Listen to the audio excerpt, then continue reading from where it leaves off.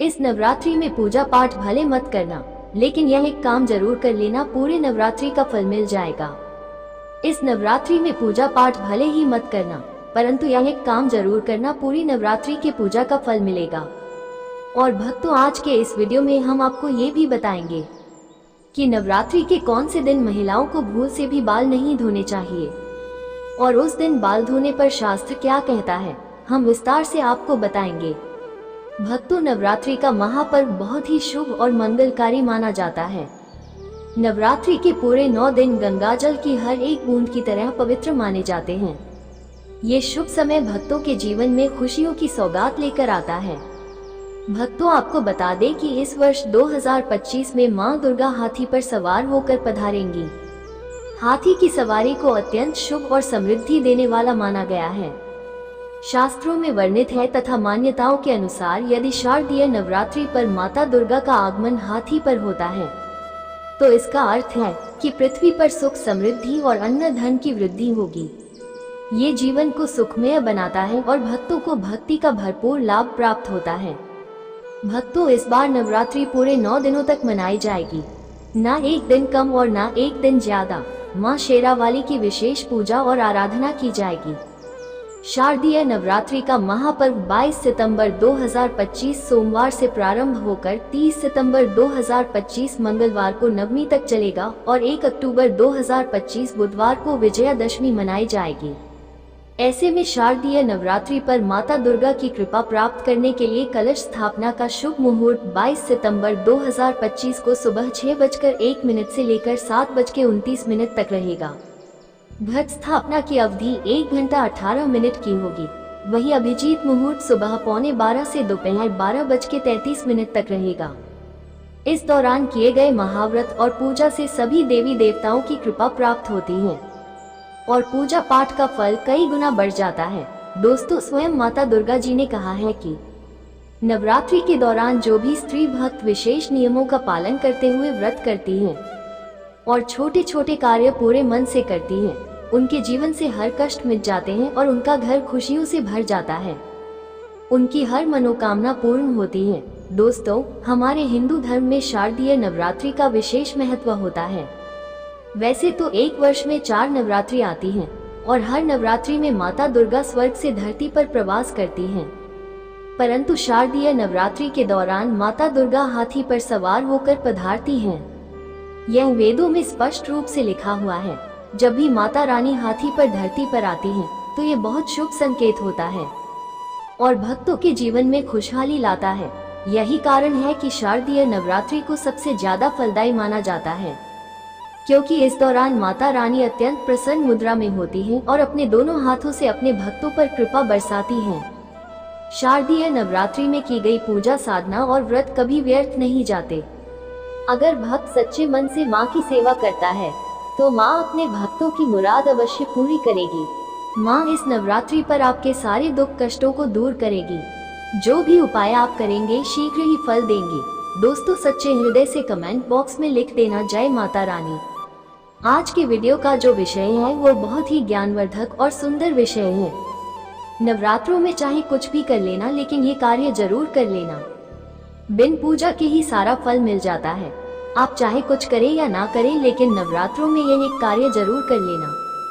मैं माता रानी का सौगंध खाता हूँ, माता लक्ष्मी खुद आपके घर चलकर आएंगी, आगे आपकी मर्जी। दोस्तों, नवरात्रि में बिना व्रत बिना पाठ कर आपको संपूर्ण नवरात्रि का फल मिल जाएगा।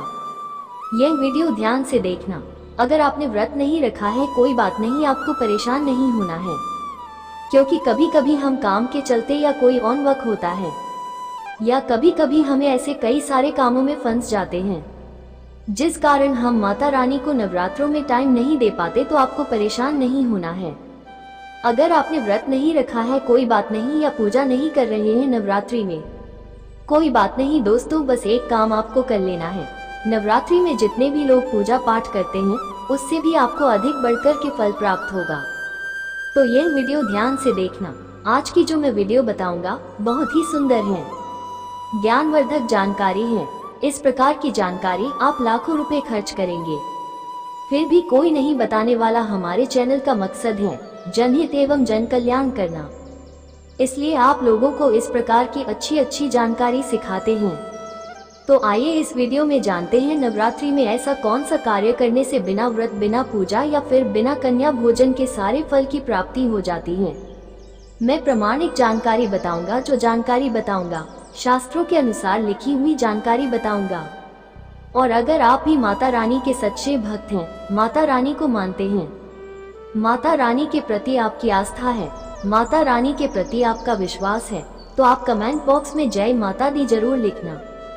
इस वीडियो को लाइक करके चैनल को सब्सक्राइब जरूर करना और हाँ, कमेंट बॉक्स में अपनी राशि भी डाल देना। यदि आपकी राशि के अनुसार आपके लिए कोई उपाय होगा तो वह हम आकर कमेंट बॉक्स में रिप्लाई करके बता देंगे। तो चलिए शुरू करते हैं आज के इस ज्ञानवर्धक वीडियो को। शास्त्रों में नवरात्रि के दौरान देवी दुर्गा को प्रसन्न करने के लिए कुछ विशेष उपाय बताए गए हैं।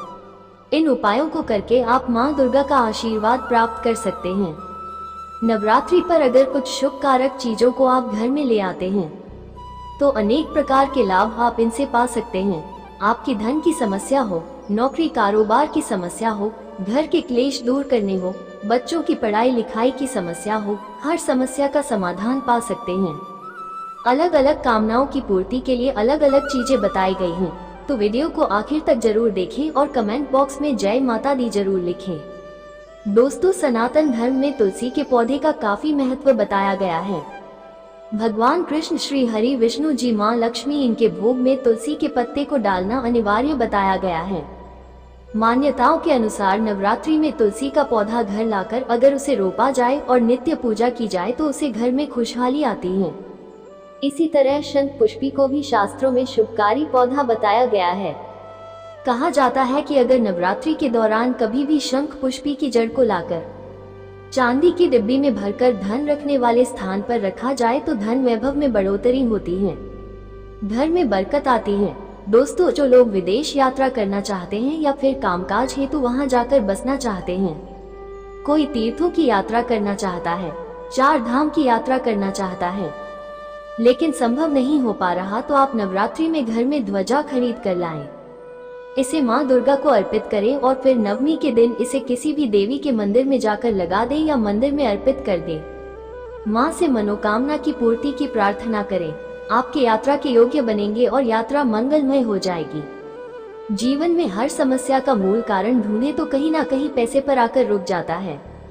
घूम फिर कर बात वहीं धन पर आ जाती है। तो धनवान बनने के लिए क्या करें? अगर आर्थिक परेशानियों से मुक्ति पाना चाहते हैं तो नवरात्रि में चांदी की कोई भी वस्तु लाकर देवी माँ को अर्पित कर दें। फिर विजयदशमी के दिन उसे गंगाजल से स्नान कराएं और लाल वस्त्र में लपेटकर उसमें 5 चावल, 5 गोमती चक्र और 5 गौरी डालकर इसे घर की तिजोरी में रख दें। इससे धन आगमन के नए स्रोत बनेंगे।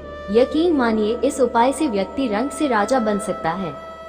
दोस्तों, जीवन में धन से भी ज्यादा मूल्यवान होता है आरोग्य। अच्छी सेहत अगर पाना चाहते हैं, रोग दोषों से मुक्ति पाना चाहते हैं, तो नवरात्रि के किसी भी दिन घर में गाय का शुद्ध देसी घी का माँ के समक्ष दीपक जलाएं और माता रानी के बीच मंत्र का जाप करें। मंत्र है ओम ऐं ह्रीं क्लीं चामुंडाय विच्चे। इस मंत्र के जाप से आपको निरोग जीवन की प्राप्ति होगी। दोस्तों, और एक चीज हर कोई चाहता है, वह है खुद का घर छोटा हो या बड़ा, लेकिन अपने घर में हर किसी को सुकून मिलता है। तो अगर आप खुद का घर बनाना चाहते हैं तो छोटा सा घर खरीद कर लाएं। मिट्टी का छोटा सा घर आप खुद भी बना सकते हैं। इसे आपको माँ दुर्गा को अर्पित करना है। नवरात्र समाप्त होते होते आप कामयाबी की राह पर चलते नजर आएंगे। जल्द ही आप अपने घर के मालिक बन जाएंगे। निश्चित आपकी मनोकामना की पूर्ति होगी। दोस्तों, नौकरी में पदोन्नति या वेतन वृद्धि चाहते हो तो नवरात्रि में 3 नारियल घर में लाएं और नवमी के दिन इसे मंदिर में ले जाकर मनोकामना को बोलते हुए माँ दुर्गा को चढ़ा करके आए। माँ दुर्गा आपकी मनोकामना पूर्ण करेगी। दोस्तों, हर कोई चाहता है कि लोग उन्हें पसंद करें, उनकी बात माने, वशीभूत हो जाए। तो अगर आप आकर्षण बढ़ाना चाहते हैं तो नवरात्रि में स्फटिक की 108 मनकों वाली माला लेकर माँ के सामने पीला वस्त्र बिछाकर उस पर स्फटिक की माला रख दें। उस पर केसर और इत्र छिड़क कर माला का पूजन करें। माला को धूप दीप दिखाकर ओम रैम वाक्वादिनी भगवती कार्य सिद्धि कुरु कुरु स्वाहा इस मंत्र का 21 बार जाप करें।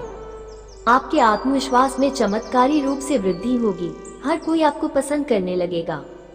दोस्तों, अपार धन संपदा पाना चाहते हैं तो नवरात्रि के दिनों में 9 किन्नरों के पास से आप 1 रुपए का सिक्का ले लें। फिर इन्हें गंगाजल से स्नान कराकर अपनी तिजोरी या पर्स में रखें। आपके घर में पैसों की कभी कमी नहीं होगी, जरूरतें बढ़ती जाएंगी, वैसे धन आगमन भी बढ़ता जाएगा। दोस्तों, नवरात्रि में मौली धागा खरीद कर घर ले आएं। फिर मनोकामनाओं को बोलते हुए दुर्गा का अध्ययन करते हुए इसमें 9 गांठें लगाएं। फिर इसे माँ दुर्गा को अर्पित कर दें। इस एक उपाय से आपके 9 प्रकार की कामनाएं पूर्ण हो जाएंगी। दोस्तों, नवरात्रि पर कमल पर विराजमान माता लक्ष्मी की तस्वीर लाना अत्यंत सौभाग्य बढ़ता है। इससे घर में स्वयं माँ लक्ष्मी का वास हो जाता है, धन समृद्धि बढ़ती है, सौभाग्य की प्राप्ति होती है। तो माँ की ऐसी तस्वीर लाकर घर में उत्तर दिशा में स्थापित कर दें। इसे नित्य धूप दीप दिखाएं, दुर्भाग्य दूर चला जाएगा। कहते हैं कि व्यक्ति को अपने जीवन काल में कम से कम एक बार माता रानी को 16 श्रृंगार की सामग्री अर्पित करनी चाहिए और यह नवरात्रि का पावन अवसर है। माँ को 16 श्रृंगार की सामग्री लाकर अवश्य भेंट करें। घर परिवार के क्लेश कलह अशांति दूर हो जाएगी, सुखमय पारिवारिक जीवन की प्राप्ति होगी। कितने भी बड़े झगड़े घर परिवार में हो, कोर्ट कचहरी तक चाहे पहुँच गए हो, बिखरने की राह पर हो, तो यह उपाय जरूर करें। नवरात्रि में घर में चांदी के सिक्के लाना अत्यंत शुभकारी माना जाता है। नवरात्रि में कृष्ण भगवान और मां सरस्वती को प्रिय कहा जाने वाला मोर पंख अगर आप घर में लाकर रखते हैं तो घर के बच्चों की विद्या अध्ययन में रुचि बढ़ती है, एकाग्रता बढ़ती है, चंचल स्वभाव में ठहराव आता है। मोर पंख घर से नकारात्मक ऊर्जा को दूर करने का काम करता है, वास्तु दोष को ठीक करता है। दोस्तों, शास्त्रों में केले के पेड़ को कल्याणकारी माना जाता है। सीधे विष्णु जी और मां लक्ष्मी से इसका संबंध है। नवरात्रि के समय केले का पौधा लाकर अपने घर परिसर में लगाते हैं और नित्य पूजन करके जल चढ़ाते हैं तो आपको धनवान बनने से कोई नहीं रोक पाएगा। दोस्तों, वास्तु के अनुसार भी कुछ ऐसी चीजें बताई गई हैं जिन्हें घर में रखने से खुशहाली आती है। ऐसी वस्तुओं को नवरात्रि के पावन समय पर घर में लाकर रखते हैं तो दुगने शुभ फलों की प्राप्ति होती है। दोस्तों, चांदी का कछुआ घर में लाकर के स्थापित करने से घर में सुख शांति और संपन्नता आती है। दोस्तों, नवरात्रि में चांदी का कमल लाकर घर में रखते हैं, माँ के साथ इसका पूजन करते हैं और विजयादशमी के दिन इसे तिजोरी में रखते हैं तो कमल की जितनी पंखुड़ियाँ होती हैं उतने धन आगमन के रास्ते बन जाते हैं। अगर अष्टदल कमल होगा तो 8 मार्गों से आपके घर में धन आएगा। दोस्तों, शत्रु विरोधियों से त्रस्त व्यक्ति नवरात्रि पर घर में त्रिशूल ले आकर स्थापित करें, शत्रु शांत हो जाएंगे। नवरात्रि में माता रानी को चरण पादों का जरूर भेंट करें, इससे व्यक्ति धनवान गुणवान बनता है, उसे अनेक सिद्धियां प्राप्त होती हैं। अब एक खास उपाय, नवरात्रि में सप्तमी के दिन आप लाल गुड़हल के फूल लेकर आए 21 फूलों की माला बनाकर मनोकामना को बोलते हुए मां काली को चढ़ा दें। आपकी मनोकामना शतप्रतिशत पूरी होगी। बिल्कुल आजमाया हुआ सटीक प्रभावशाली उपाय है। दोस्तों, इनमें से कोई भी उपाय पूरी श्रद्धा भाव से करें, जीवन की हर परेशानी से आप छुटकारा पा सकते हैं।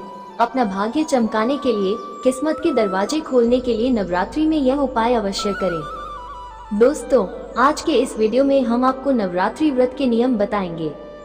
हम आपको बताएंगे कि नवरात्रि में आपको क्या करना चाहिए, क्या नहीं करना चाहिए, क्या बाल नहीं धोने चाहिए, क्या आप इन दिनों में साबुन शैम्पू का यूज कर सकते हैं, या फिर क्या आप रोज सिर से नहा सकते हैं। तो इन सभी प्रश्नों के जवाब आज हम आपको अपनी इस वीडियो में देंगे।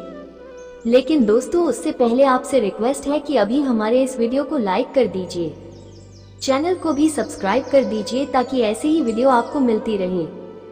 दोस्तों, सबसे पहले बात करते हैं नवरात्रि व्रत के नियम। क्योंकि नवरात्र में आपको 9 दिन व्रत रखना पड़ता है, इसलिए इन 9 दिनों के बीच में बहुत से ऐसे नियम हैं कि अगर आपको यह नियम याद नहीं रहते हैं तो आपको आपके व्रत का, आपकी पूजा का पूरी तरह से फल प्राप्त नहीं हो पाता है। इसलिए आपके लिए यह जरूरी है कि यह नियम आप सभी को पता हो ताकि आपकी पूजा का, आपकी श्रद्धा का आपको पूरी तरह से फल मिल सके। तो आपको क्या करना है, प्रातः काल जल्दी उठे, संभव हो तो ब्रह्म मुहूर्त में उठ जाएं। ब्रह्म मुहूर्त क्या होता है? ब्रह्म मुहूर्त वो समय होता है जिस समय में देवी देवता का औरा धरती पर विचरण करते हैं। हम इस समय में भगवती की आराधना और उनका ध्यान करते हैं, अपने इष्ट देव की आराधना करते हैं। ये साधना का समय होता है। इस समय में दैवीय शक्तियाँ जागृत होती हैं। इसलिए अगर आप अपनी मनोकामनाओं के लिए भगवती की आराधना कर रहे हैं, भगवती की साधना कर रहे हैं, तो ब्रह्म मुहूर्त में उठकर मां भगवती का ध्यान करें। तो दोस्तों, आपको बता दें कि सूर्योदय से 1 या 1.5 घंटे पहले का समय ब्रह्म मुहूर्त का समय माना जाता है। जैसे अगर अभी सूर्योदय 6 बजे हो रहा है तो 4:30 बजे का समय ब्रह्म मुहूर्त का समय माना जाता है। तो आपको क्या करना है, इस ब्रह्म मुहूर्त में उठकर सबसे पहले आपको मां भगवती की आराधना करनी है, अपनी मनोकामनाएं उनको बतानी है और उनकी पूजा का संकल्प लेना है। उसके बाद स्नान आदि से निवृत्त होकर आपको मां भगवती की पूजा करनी है। दोस्तों, अगर आप ब्रह्म मुहूर्त में नहीं उठ पाते हैं तो सूर्योदय से पहले तो आप जरूर ही उठ जाएं। उसके बाद स्वच्छ जल से स्नान करके आपको साफ सुथरे कपड़े पहनकर मां भगवती की पूजा करनी है। वैसे तो ये कहा जाता है कि नवरात्रि के इन 9 दिनों में नए वस्त्र पहनने चाहिए, लेकिन यदि ऐसा संभव नहीं है तो साफ स्वच्छता का ध्यान जरूर रखें और हमेशा स्वच्छ कपड़े ही पहने। नीले और काले रंग के कपड़े नहीं पहनने चाहिए, गहरे रंग के कपड़े बिल्कुल भी नहीं पहनने चाहिए। माता रानी की पूजा सात्विक पूजा मानी जाती है, इसलिए इस दिन आपको वस्त्र के रंगों का ध्यान अवश्य ही रखना चाहिए। दोस्तों, नवरात्रि के पहले दिन कलश स्थापना की जाती है और अगर आप भी अपने घर में कलश स्थापना करने जा रहे हैं तो आपको सबसे पहले इस बात का ध्यान रखना है कि जिस स्थान पर स्थापना हो रही है उस स्थान को सबसे पहले स्वच्छ जल से साफ कर लें। साफ करने के बाद उस स्थान पर चौकी की स्थापना करें। उसके ऊपर लाल कपड़ा बिछाएं और लाल कपड़े के ऊपर आपके पास अगर माता रानी की प्रतिमा है तो प्रतिमा विराजित करें, या आपके पास अगर माता रानी की फोटो है तो फोटो विराजित करें। माता रानी को पुष्प चढ़ाएं और उनकी आराधना करें। दोस्तों, अगर आप अखंड दीपक प्रज्वलित करना चाहते हैं तो आप दूर करें, लेकिन अगर आप अखंड दीपक प्रज्वलित नहीं कर पाते हैं तो कोई बात नहीं। आपको नवरात्रि के 9 दिनों में सुबह शाम जब आप माता रानी की पूजा करेंगे उस समय आपको दीपक प्रज्वलित जरूर करना है। और दोस्तों, इस बात का ध्यान रखें कि जब तक आप माता रानी की पूजा कर रहे हैं तब तक वह दीपक जला रहना चाहिए, बुझना नहीं चाहिए। और सुबह शाम माता रानी की आपको कपूर से आराधना करनी है और कपूर के धुएं को पूरे घर में फैला देना है। ये घर की सारी नकारात्मकता दूर कर देगा और घर को सकारात्मक ऊर्जा से भर देगा।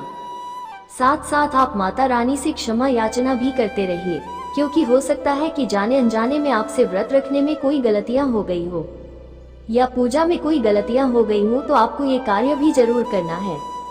दोस्तों, इस बात का ध्यान रखिए कि अगर आप माँ दुर्गा का आह्वान कर रहे हैं, व्रत कर रहे हैं, कलश की स्थापना कर रहे हैं, माँ दुर्गा की पूजा कर रहे हैं, तो घर में क्लेश बिल्कुल भी नहीं होना चाहिए। वाद विवाद की स्थिति नहीं होनी चाहिए। परिवार के हर सदस्य को ये बात ध्यान रखनी चाहिए कि अगर उनके परिवार में से कोई माता रानी का व्रत रख रहा है, उनकी पूजा कर रहा है, उन्हें घर में किसी की भी निंदा नहीं करनी चाहिए, क्योंकि घर में नकारात्मक ऊर्जा का सबसे बड़ा स्रोत होता है दूसरों की बुराई करना। इसलिए आपको इस बात का जरूर ध्यान रखना चाहिए। दोस्तों, अगली बात, नवरात्रि के समय दिन में आपको बिल्कुल भी नहीं सोना चाहिए, क्योंकि दोस्तों, गुरु जी के अनुसार दिन में अगर कोई व्यक्ति सोता है तो उसका व्रत खंडित माना जाता है, वो व्रत मान्य नहीं होता। इसलिए आपको दिन में सोने से हर हाल में बचना चाहिए। आप दिन के समय माता रानी की पूजा कर सकते हैं, माता रानी की आराधना कर सकते हैं, माता रानी से जुड़े हुए मंत्रों का जाप कर सकते हैं, माता रानी के भजन सुन सकते हैं। यानी कि दोस्तों, जितना हो सके आपको अपना समय माता रानी की पूजा आराधना में ही लगाना है, क्योंकि दोस्तों, जितना ज्यादा आप माता रानी की पूजा आराधना करेंगे उतनी शीघ्र माता रानी की आपको कृपा प्राप्त होगी और उतनी जल्दी आपकी सारी मनोकामनाएं पूरी होंगी। दोस्तों, नवरात्रि के 9 दिनों में रात्रि जागरण का विशेष महत्व होता है।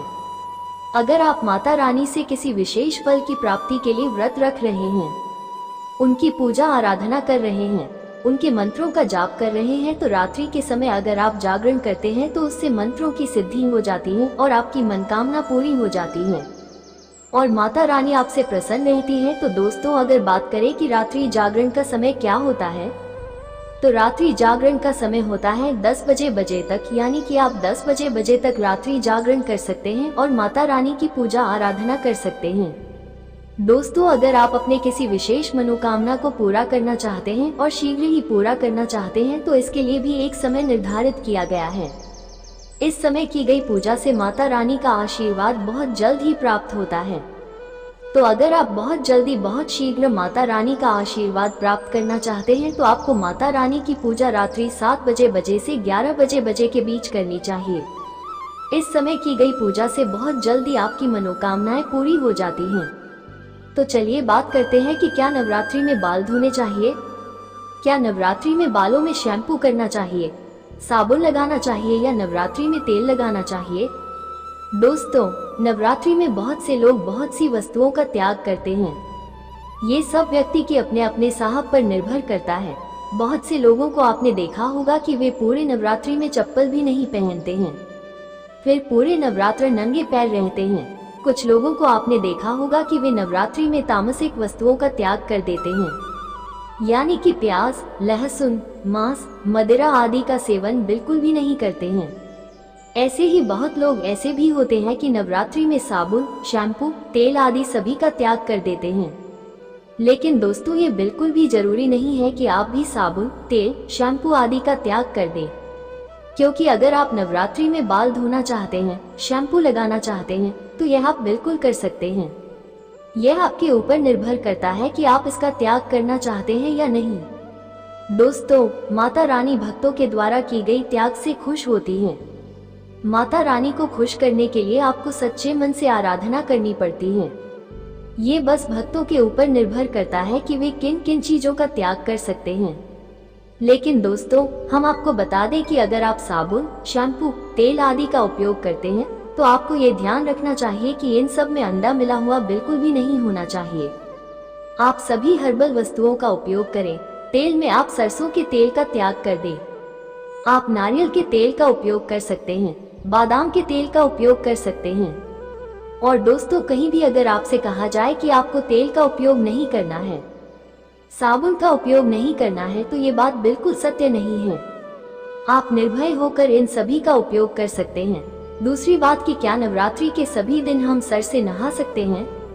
जी हाँ दोस्तों, ये काम भी आप बिल्कुल कर सकते हैं। आप नवरात्रि के 9 दिनों में सिर से लेकर भी आप नहा सकते हैं।